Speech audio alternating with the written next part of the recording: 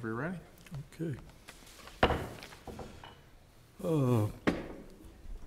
Welcome to the January 16, 2019 meeting of the Lake Bluff Joint Plan Commission and Zoning Board of Appeals. We've got a relatively short agenda tonight, but we might as well get started. Could I have a roll call, please? Certainly. Member Badger. Here. Member Burns. Here. Member Danley. Here. Member Miller. Here. Member Murray. Here. Member Russell. Present. Chair Peters. Here. You have a quorum. All right. Let's see. Agenda item number 2 today is the consideration of the December 19, 2018 regular meeting minutes. Have we had a chance to review those? Any proposed changes or other revisions? I would say, Mr. Chairman, Mr. John Scopoletti is not here with us tonight. As I may have mentioned, he's at his classes for a few months now, but he actually, I think I made 2 corrections to these, so he has my thanks, and I'd like it immortalized on tape. So he did a great job. Okay. Well, we'll miss him for the next couple months. We'll have him back soon. All right. Hearing no proposed revisions or other modifications, do we have a motion, please? Make a motion. And Second. motion to approve. Any further comment? Voice vote? All in favor, say aye. Aye. No opposed, motion carries. Agenda item number 3, consideration of the November 12, 2018 special meeting minutes. Committee of the whole. Have we had a chance to review that document?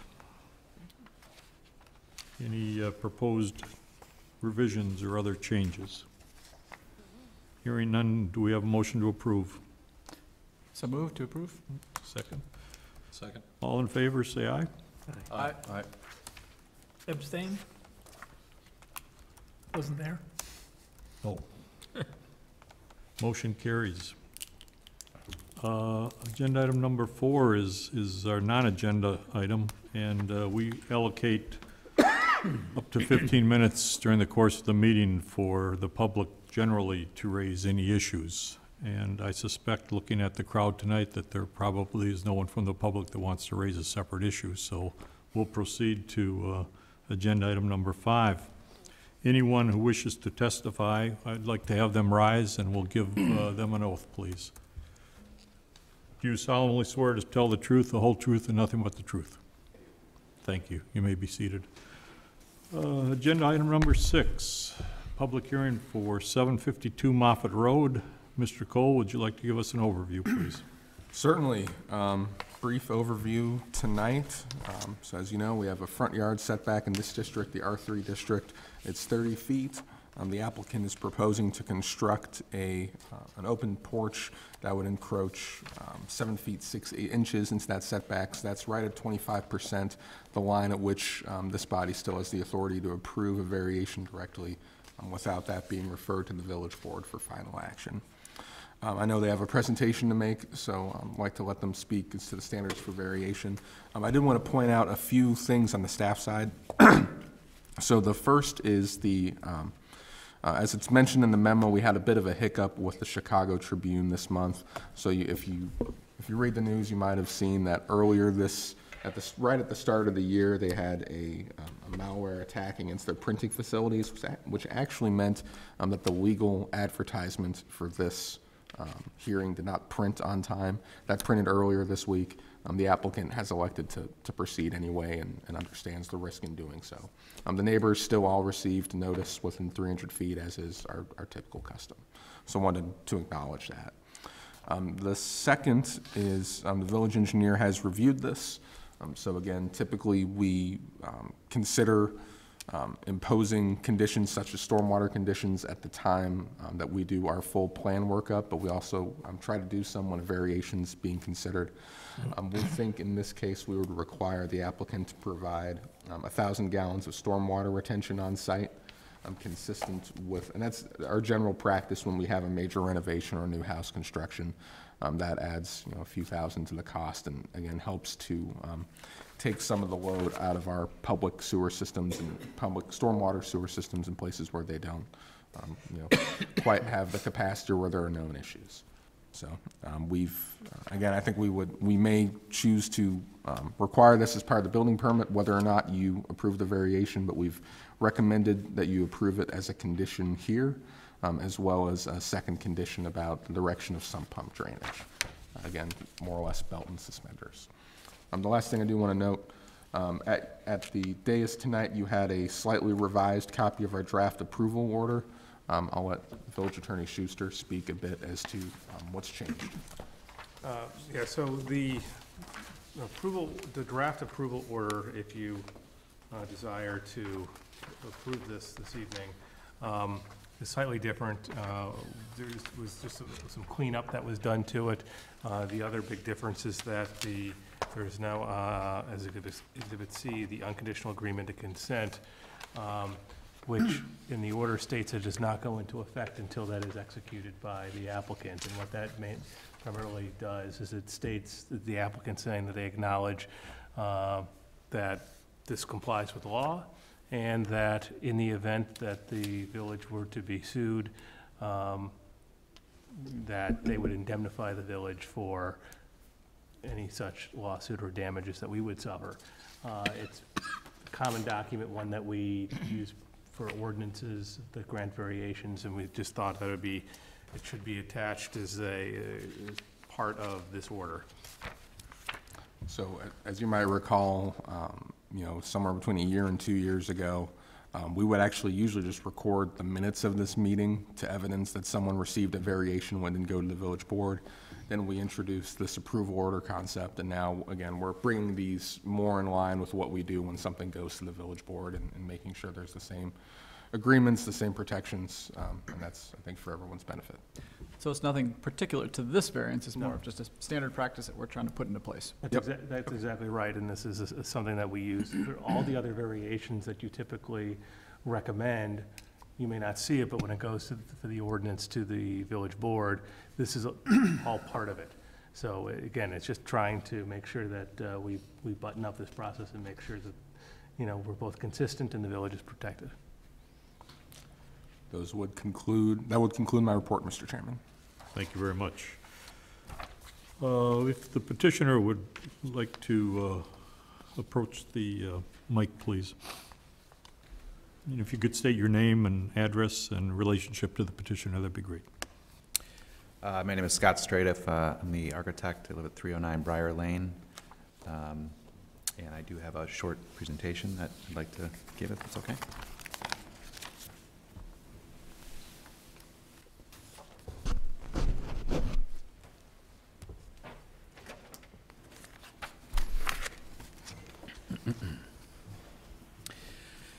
Mr. Chairman, members of the board, good evening. My name is Scott Stradiff, and I will be presenting this petition tonight on behalf of the owner, Mr. Scott Golson, who is here tonight. The primary intent of this petition, primary intent of this petition is to request a zoning variance to the existing front yard setback line to allow for an open wraparound porch to the existing residence located at 752 Moffett.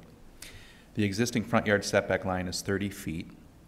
The petitioner is requesting relief of 7.5 feet to allow for this single-story open porch. The proposed project shall conform to all other zoning, building scale, and FAR ordinances set forth by the Village of Lake Bluff. To acquaint you with the neighborhood, I'm just going to show you a few photos of the street views of the surrounding area. This is on Moffett Road, looking south, with the subject property on the right there.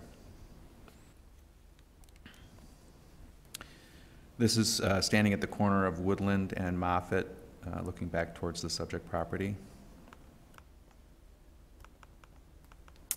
And then this is looking up Woodland. And then this is looking back to the east from Woodland Avenue towards the subject property. And then a little bit further away. This is the existing home as it exists today. The existing tri-level home was designed by architect Hal Chalmers and was built in 1956. And I'm just going to show you a few photos around the existing house as it exists today. This is the north side, wrapping around to the west.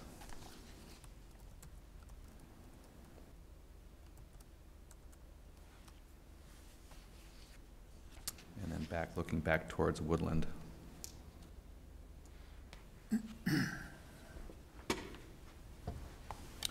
This zoning variance request is part of a larger conforming renovation project consisting of a few modest additions, interior modifications, and exterior facade improvements to the existing residence.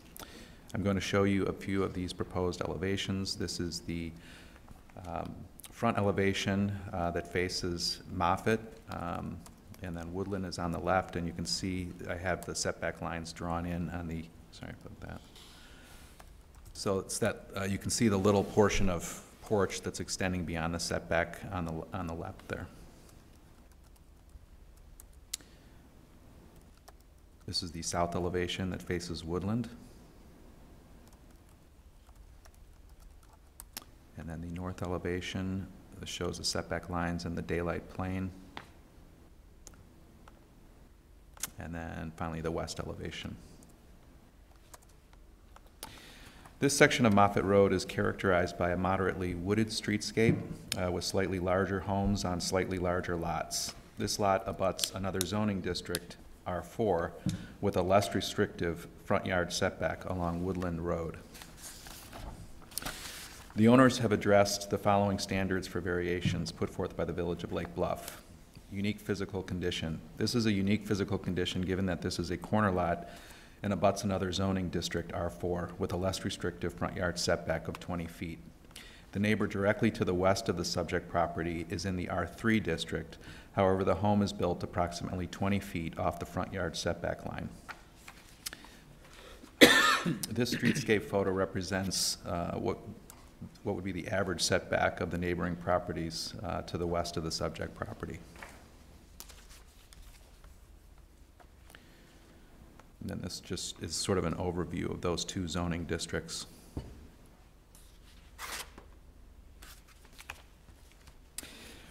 Practical difficulty or hardship. In this case, strict application of the zoning code would result in a negative impact to the residents along Woodland Road. Granting the open porch will soften this elevation, provide more consistency with the neighboring properties to the west, and mitigate the appearance of mass with a pedestrian-friendly one-story eave-line. This request will not offer the owners a special privilege that other like property owners do not enjoy. The proposed project conforms to all other zoning and FAR regulations. This request will not adversely impact the surrounding properties. The purpose of the request will enhance the neighborhood character and increase the property values. This request will not impair the public health, safety, or welfare of the surrounding neighborhood. Here is an example of a project that our firm completed several years ago at 210 East Center Avenue. In this case, this board granted a zoning variance to construct the front porches for this home. These architectural elements enhance the facade of the home and softens the scale of the exterior. This home was awarded a preservation award and enhances the fabric of this street. The proposed design will not adversely impact the neighborhood character. The proposed design exemplifies an understated historic character and uses high-quality traditional materials and details.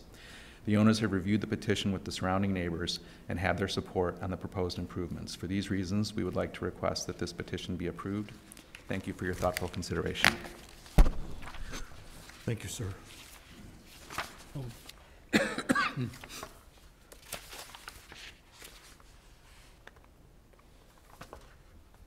Member Badger, would you like to start? Sure. Clearly, I think that the improvements suggested would enhance the neighborhood greatly. I'm reminded with this project of the one that we had not too long ago with the Sullivans. I can't remember the address. 105 West Washington? 105 West Washington. It's in a similar feeling. They had a setback. They were going to put a porch on the front and it would have encroached, and I believe it's about the same percentage as Mr. Golson is asking for in terms of a variance. So at first glance, and I've driven by the house and then studied the materials, and I don't have any questions. I can see, I guess I do kind of have a question that when you're pushing, how big exactly from side to side? Maybe Scott, if you could answer, facing Woodland. Yeah. Sorry. I don't know why that's Oops, there we go. pixelated Nope. there. Yeah, No. this one? What's the distance from the house to, I guess that's the variance difference, right? The house to the edge of the porch? Yeah. Is 7.5 feet. Okay, that's it. So And is it- that line, the vertical line there is the 30-foot mark. So the house is built right up to Oh, the I see. 30-foot setback line. Is there a separate entrance to that side, or that just the porch that surrounds and There is, this is as it exists today, yeah? and we are proposing a French door that goes out to that porch from the dining room. Got it. Well, by all accounts, I would be in favor of this, just because we've had the same precedent has been set with the Sullivans, and there were a couple other examples that I could dig up that Glenn provided. But as it stands right now, I would be in favor of this. Thank you, Member Badger. Member Russell? Yeah, I'm in favor of the variation request primarily because, except for the neighbor immediately next door, everyone else on the north side of Woodland all the way to Evanston can build their house to within 20 feet of the property line. This request only extends it to like 23.5 feet, so he's still going to be behind 21 other homes potentially on the street. Eventually, the property right next door has a right to go 5 feet further than this guy does, than Mr. Golson does. So the only reason it's in an R3, I think, is 60 years ago, this property was part of a farm that existed to the east of this parcel, and the rest of Woodland to the west was already subdivided. And for some strange reason, when the farm was broken up, the zoning board or village board at that time decided to create a very narrow R3 district that's only 2 lots wide to separate all the homes all the way up to Sheridan Road on the west from the R2 properties across the street and further east. So there's no impact whatsoever to the neighborhood with this proposal. So I'm going to be voting in favor of it. Thank you, Member Russell. Member Murray? I think I'm in favor of the proposal as well. I agree with George's comments about the desire to have some degree of consistency and flexibility to improve your property as your immediate neighbors without any really compelling reason that is still in existence all these years later to the contrary. So, and I also think that the general aesthetic improvement seems like a terrific addition to the neighborhood. Thank you, Member Murray. Member Burns? I too am in favor of the proposal. Not a whole lot of new comments. I think it transitions well between the two districts. I think it fits in within the neighbors. Nice addition. I think it's done well. Improves, even though it's extending beyond what's on paper as allowed, I think that's an improved variance. I mean, it's a good thing as to what it looks like and makes the neighborhood look better. So I'm in favor. Thank you, Member Burns. Member Danley? Yes, I'm definitely in favor of voting in a positive response. I think it's clearly what the character of Lake Bluff is about, and being part of the neighborhood and welcoming that visual is really important. And I also liked that I think we got all your neighbors are in favor of it as well. That certainly speaks highly towards a positive outcome. Thank you, Member Daly. Member Miller? My initial thoughts were that 2 things stood out with me. One was the flooding or the water. I suppose that'll be taken care of with the detention tank that'll be put in. My other concern was that I don't see a difficulty or hardship. Not that that should be an excluding factor, but this is not a hardship. It's part of your design and so forth. But I don't have any significant objections to what's been already said. Thank you, Member Miller. I just had a couple questions for you, Mr. Stradiff. Where do we stand on FAR? Our intention is to be under the maximum FIR, and we've done some preliminary calculations, and we are under. So that's our intention. Okay. And you're not contemplating at some point in time to make the porch permanent, part of the permanent structure, or to enclose it, so to speak? No, absolutely. I mean, I can't speak for them, but I don't. Okay. Yeah. And then the petitioner is aware of the proposed conditions, I take it? The 1,000-gallon retention facility? I think they were just made aware of that. I spoke with Glenn a week ago, and maybe I misinterpreted. I thought he was requiring that we tie into the city storm sewer with the storm ejection. But you're saying there needs to be an actual tank put on the property to. Yeah, it's not usually rendered as, excuse me, it's not usually constructed as a tank. So what happens is, you'll take your, and I think some people even connect it to their storm tie-in, but essentially there'll be a big part, there'll be a big section of pipe, and you'll come into it low, and then you'll exit high. So that section of pipe fills 1,000 gallons of capacity before the overflow starts to take it into the public storm system. Okay. So then it will go from there to the public storm sewer, okay. And there is a storm. The intention on is that not street. that you have to make Okay. an open basin or anything like that. Okay. I don't see a problem with that. Okay. Okay. And Yeah, then and the- just to clarify, it's not a particular requirement just for this parcel. It's being imposed on all new construction and in single-family districts and all major addition projects. So it's not that the village is picking on you because you asked for a variation.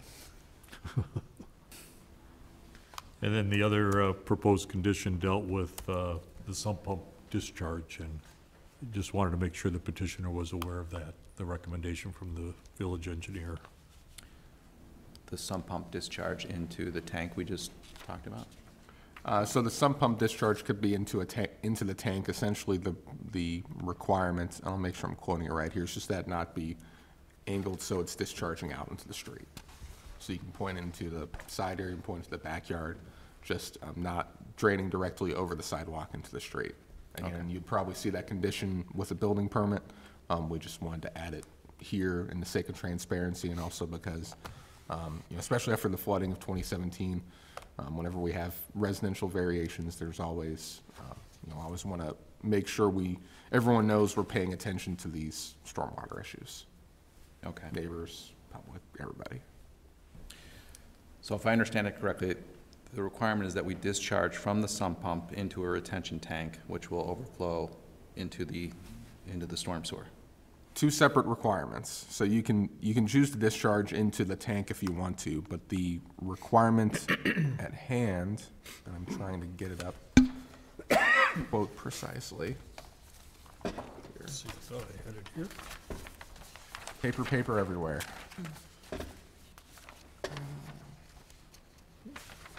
It just says that the applicant shall not permit sump pump drainage to discharge onto the public street. So essentially, you can't, it comes above ground, you can't be pointing it at the sidewalk, at the public street. You can point it into a drain elsewhere on the property, you can point it into your side yard, your backyard. Again, just not going straight off into the street over land. Okay. Okay. Yeah, those were the only questions or comments that I had.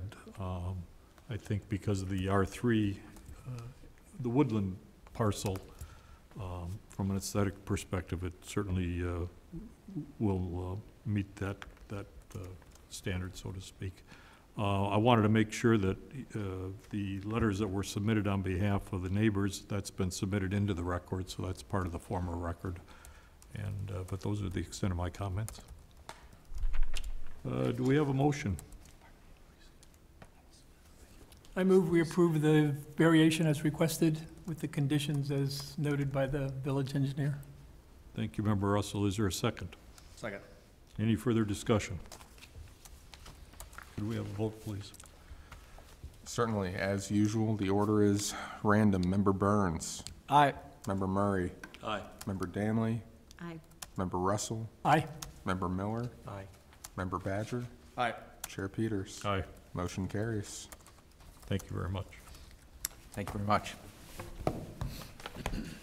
Good luck. Thank you. All right.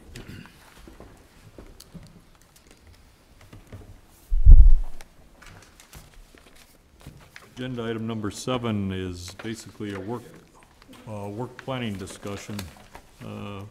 Mr. Cole, if you wanted to give the group a brief overview of that topic, that would be great. Certainly. So light agenda tonight. We are more than welcome to adjourn early, but wanted to give you an update on some of these items coming forward. Wanted to give you a chance to discuss them if you choose to. So I guess the first update not listed on here, on Monday night, the village board considered the first reading of the Rio ordinance very, very favorable. No questions, no concerns. They extend to you their compliments. When there's final approval of that ordinance, I'll shoot you an email and bring you up to speed. That comes with some fun things. It comes with a sense of accomplishment. At some point, probably, hopefully next month, it'll also come with shiny new zoning maps. These ones will be in color, so be very excited.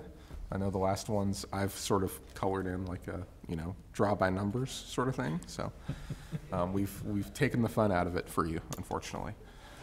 The second item to note, the comprehensive plan, like we said in December, we're hoping to have some additional materials for you back, continue working on that at the February regular meeting. Stay tuned for how in depth that looks, but when we have something in hand, we'll communicate it with you.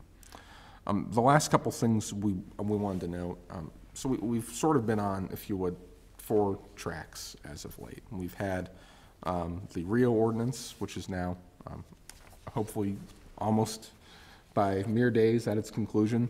We've had our regular business. We have the comprehensive plan, which now that Rio's taken care of, we hope to refer to.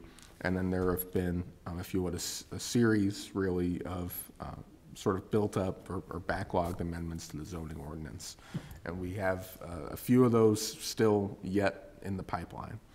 So you might recall at the SMEDBO discussion, we offered a couple sort of short-term fixes. We had a larger parking ordinance written up that we elected to defer to this month. Because it and Rio interact, we don't recommend taking any action at this time on that note. But wanted to at least have this group thinking about how they want to approach dealing with some of these.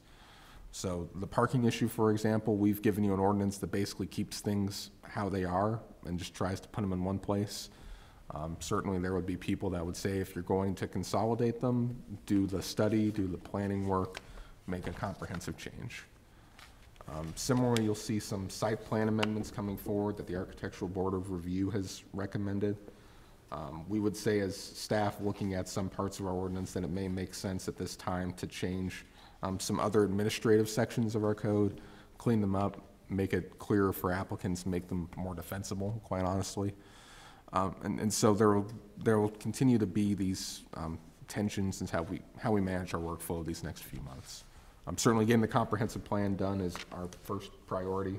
It's time for that to be moving again, but wanted to tease out some of these other things upcoming on your agenda and feel out if there are any opinions on how we proceed with them.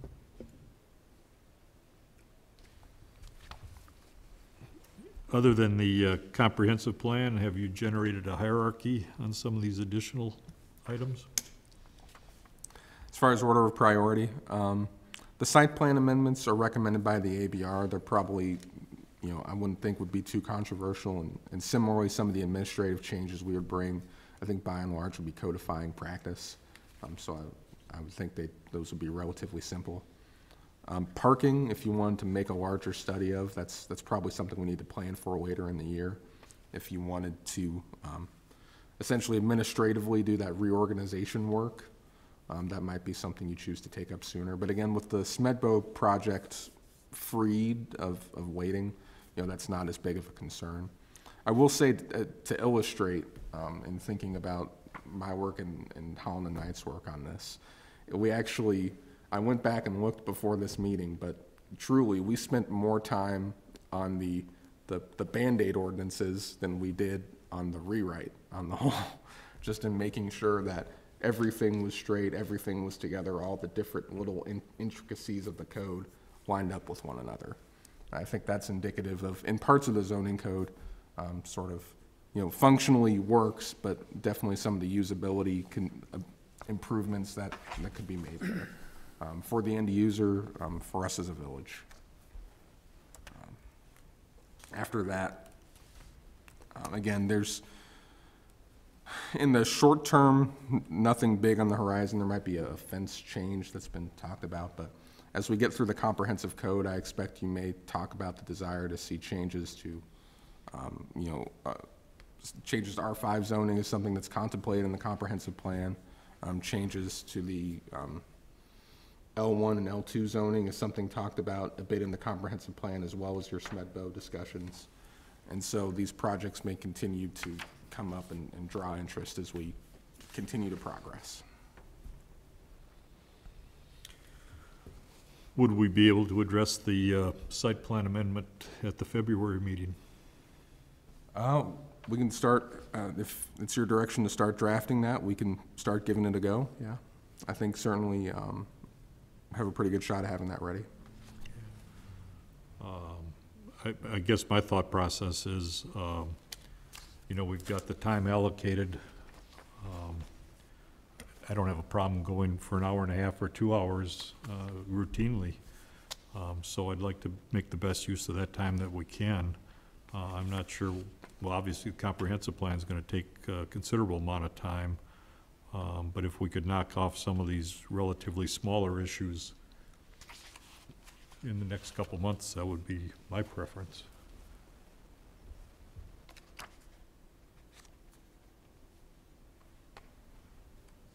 But certainly open to discussion.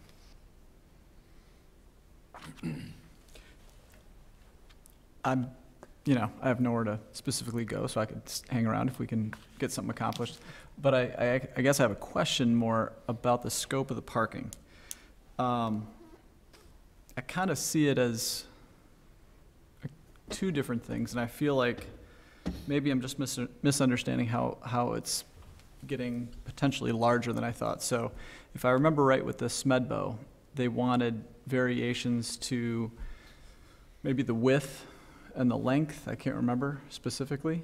It wasn't like a variation to minimum amount of parking, if I am mistaken. That's correct. They were, okay, so, and the reason I bring that up is I think if they wanted a variation on the minimum amount of parking, that would be something that we'd really have to consider from a neighboring, how that affects other people in the area, and is there enough parking, and where is that overflow going to go if they came back and they said, hey, we want less parking, something like that. But really, all they were talking about is dimensions, as I understand it. And we said, well, let's just do this for them, and we'll address whether this becomes the standard for L1 later. And I understood that. That makes sense. And I understand that there's this kind of organization that we want to do to codify it better. I guess I don't understand where the whole parking study and thinking about parking ordinances in general is entering into this conversation. There's always room for analysis and questioning whether we have what we want, but I don't know how it spawned from this. For me, I guess I don't see any problem. It seems like a pretty simple analysis to say, do those changes that we made for, and it seemed like when we had the write-up, you were kind of like, this is the way it is in the CBD. You're just kind of extending that to L1, and my personal opinion, not to opine right now, but it's kind of up to them if they want to have it really narrow, if they want to upset their customers, because it's hard to get it in and out. So again, I don't see this as a thing that's going to affect the neighbors or anything. So if we wanted to look at the scope of their variance that we gave to them and say, do we want to push this out to the rest of the L1, that's a pretty small scope that I think would be easy to discuss compared to, let's look at a new parking study. That's giant. So I would be, I don't want to say in favor of, but I'm okay with taking what we approve for them, seeing if it makes sense for L1 or even other areas, and pushing it out to the ordinance in combination with the kind of consolidation, reorganization of the code. I don't know if I see the direct benefit of redoing a complete parking study in general, unless I was missing some part of the conversation. Certainly. So to respond, so the individual changes needed for the SMEDBO site, those are done, they're in the ordinance. I might have to look back, but I believe the dimensional changes apply within L1. So that part's checked. For L1, So that was not just for them, that was for all of L1? yeah, Okay, just all right. those narrow dimensional changes, no pun intended. Now there's still the organizational administrative piece, which is sort of, you go back behind I have a very vivid picture from the 90s of going behind my grandfather's projection TV, and there is a nest of cables in which something was probably living, and, unplugging them and straightening them out and plugging them in one at a time. Is that a good enough picture for you? That's sort of what this ordinance was trying to do. By no means is my recommendation you take a deeper look at how you want parking to work and how parking minimums work, things like that. I always say that some people would say, if you're going to make this sort of revision to the code, why would you do the administrative piece and not look at the analysis piece, not look at the planning piece?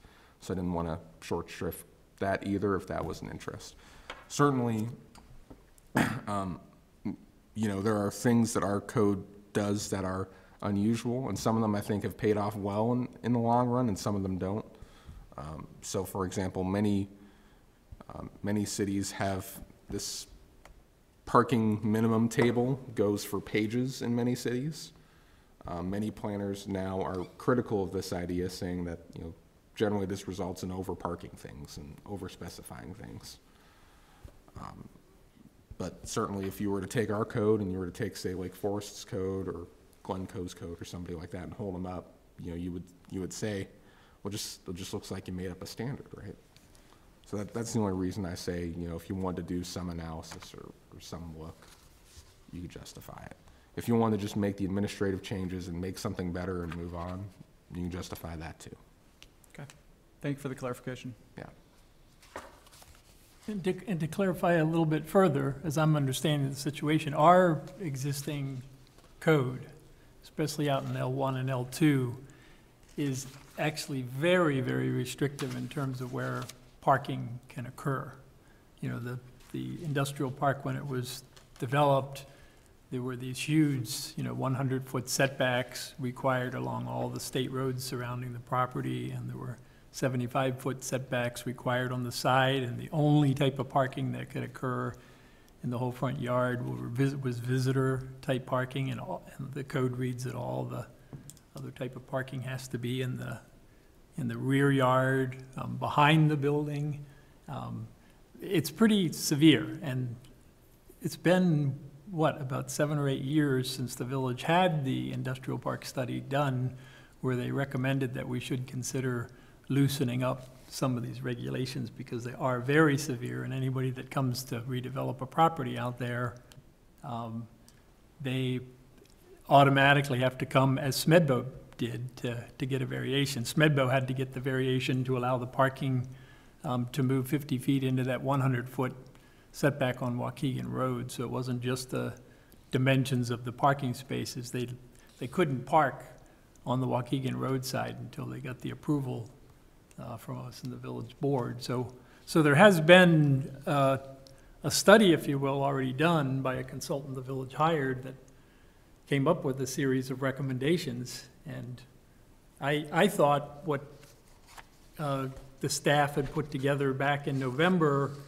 when we decided just to do the SMEDBO element was essentially the work.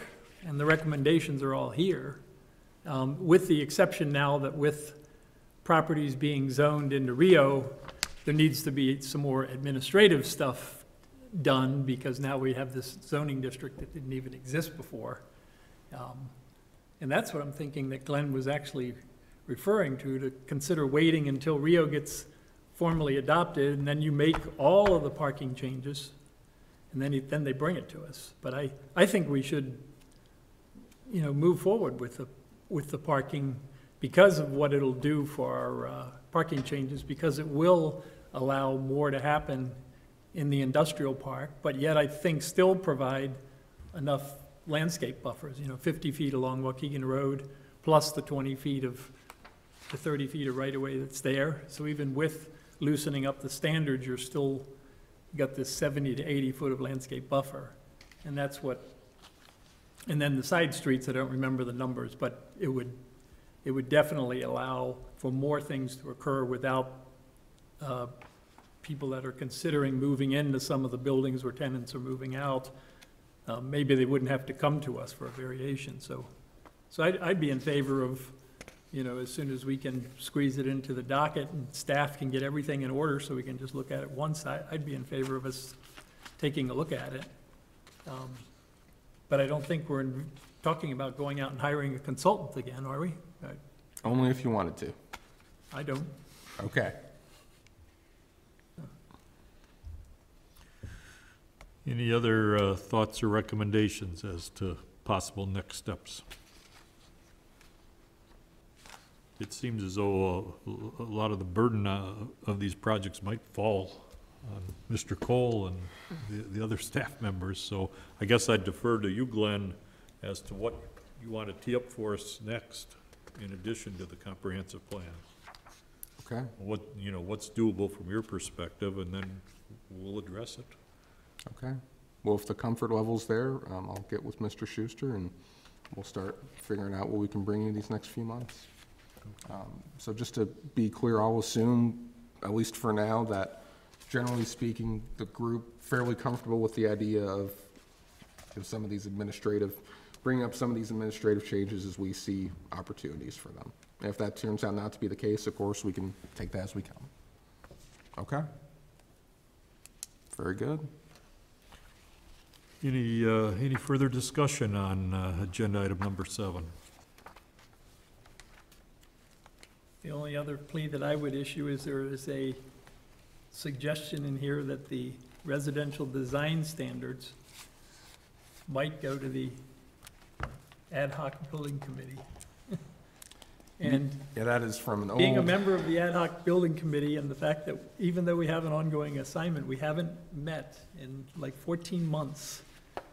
And we haven't even finished the original assignment. It is a committee that is struggling, and to send that particular job to that ad hoc committee, I personally think that the 7 architects that are on the Architectural Board of Review and they've been working on this, I think, for 3 years, that they're the ones that should conduct the public hearing. They're the ones that would have the best thoughtful responses to questions they might get from the real estate community and architects and builders that may come in asking why they're suggesting that all those design standards be imposed. I know it started out as guidelines and now it's been changed to the suggestion is actual standards. So I personally would strongly recommend that stay with the Architectural Board of Review and the architects that have worked on it for 3 years, and not be dumped into the laps of another village ad hoc committee. Because with the ad hoc committees we have now, it's obviously tough to devote the staff time to staff them. And if you're starting from scratch, you're got to go through this entire education. So I'd send that personal plea back to drop that suggestion and let it stay with the ABR. Because that's going to be I would think, a controversial item. Okay. All these requirements for single-family homes.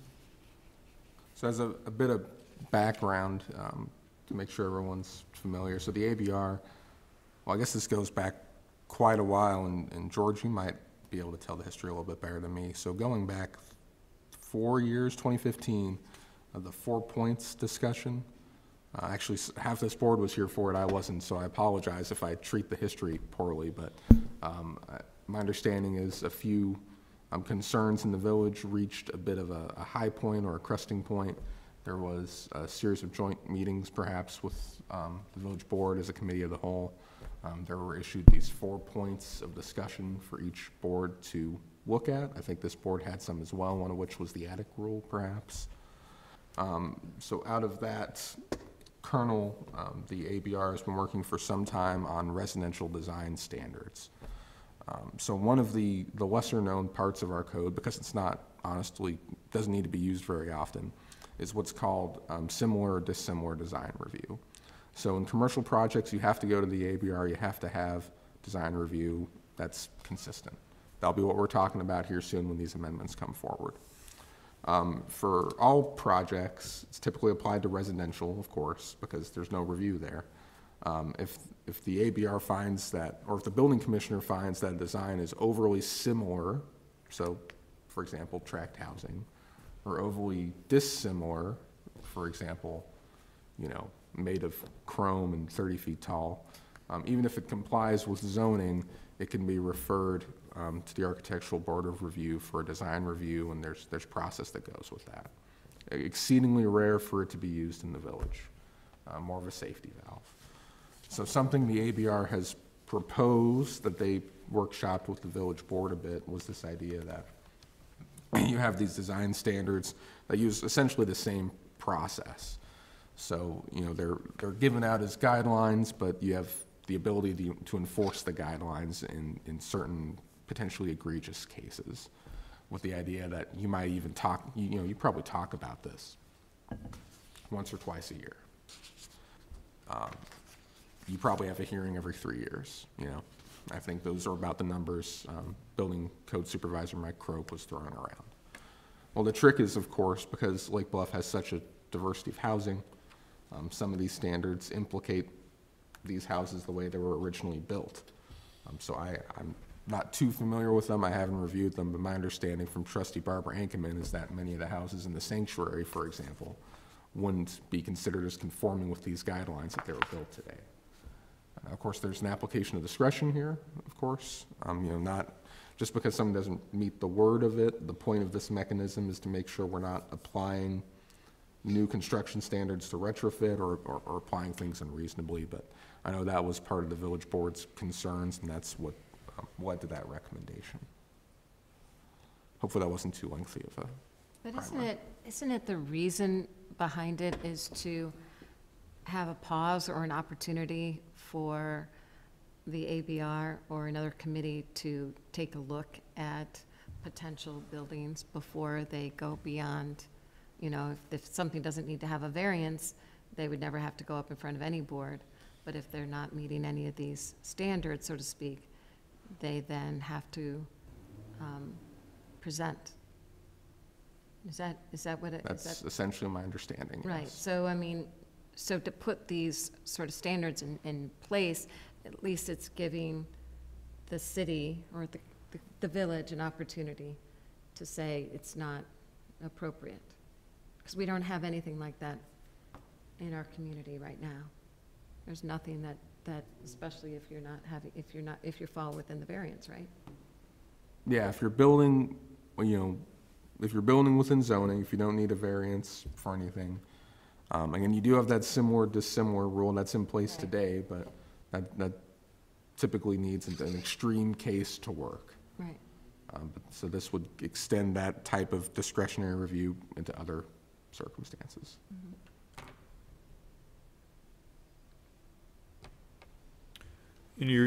Any further discussion? I'll certainly share that comment, Mr. Russell. Thank you. Quite welcome. Agenda item number 8, staff report. I believe I've cheated a little bit. I believe I've given you my report, Mr. Chairman. Appreciate it. Agenda item number 9, commissioners' report. Any updates from the commissioners? Member Murray suspects the short agendas happen when he's in this time zone and not at 3 o'clock in the morning. That's my report for the evening. Appreciate that.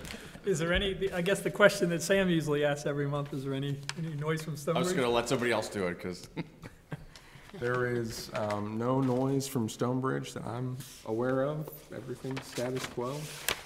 I guess you may have one application next month that I'm aware of. It's a tram on the lakefront. I haven't done my review yet, but my understanding is that those may still be a special use permit. So if there's an application for that, you'll hear about it. You've done some similar ones. It's, pretty straightforward. Is it possible, and maybe this is asking more than you can do, when we have cases that we've done similar reviews in the recent past, is it possible to include those reviews with the new application? Because some of us, our memories aren't as good as others. we're like for instance, I can, But you, the minutes, of that one, because we did this, was it 2 years ago, maybe 3 years ago? we that's good saw you remembered that, see. A similar, I don't go very deep, but a similar tram that came up in front of us. Oh, the tram, I'm saying, but I like the house you talked about with a similar wraparound porch. That's my neighbor, that's why I remembered it. You cheated, but, Yeah. I mean, I would it should have be remembered their possible address, if you too, but- can remember, or something we've done within the recent year that was a similar approval or disapproval? Sure. So how? Include the minutes from that. Yeah. Well, let me propose this to you. So I can give you the minutes, I can give you the memo, I can give you any of those materials, but maybe a better way of going about it is, in my memo, I can just give you a table, and then if you want to see one of them, you can just can look ask, it and I'll send it to you, yeah. Yep, that's what Glenn sent me, was a series of 5 or 6 of them that were similar Did you ask for it? to this. I did ask for it. Oh, see. He has But did you- he has special privilege. See, the one thing could ask, too. I would I just, didn't know. I didn't know that. one thing I would just caution on is that when you look at past approvals, each property is unique. It's incumbent upon the applicant to meet the burden. And I don't want to, the caution is not to oversimplify things by saying, we've done it 5 times before, therefore we must grant the variation. And while an applicant may feel satisfied and or upset vice versa, if they come in and say, I didn't get it, but well, you did it 5 times before, just remember whatever decision you're basing, it's based on the record that's before you, the evidence that's presented, the testimony, and you're also not locked into what we did before. So while a porch may look the exact same, there may be things that aren't necessarily captured in that ordinance or in the staff memo, might be a reason that you did or did not grant it previously. So I think it's a useful tool. Just remember that you should be evaluating each one based on the standards and not just, we did it 6 times before, so we have to do it tonight. Because that, the precedent is not really one of the standards for variations. So, useful, but just be careful. On a related note, just to say this so we're thinking about it, so one of the reasons I say maybe better that I give you a table when you ask is I'm always trying to strike a balance between giving you guys all the information and background you need to act and not trying to overwhelm you because, you've seen how thick it is. I take exception with that parking study that you put in here, parking ordinance. That was a little overwhelming. Yeah, so, I'm always trying to make sure we're giving you just the information you need and trying to highlight the important information in the memo. So if there's ever stuff like this, that would be beneficial for you to have called out, just drop me a note. Always happy to try some new things.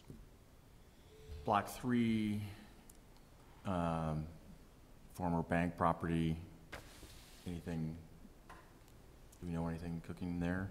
I understand that there's a new property and a new plan being formulated. I don't know a whole lot else. So again, it's just the western 3/5. But I know there's The still eastern two-fifths are for sale again, right? Whoever bought it. There's a sign out there for sale, yeah. So I know they've looked at a few different plans. There's a residential component.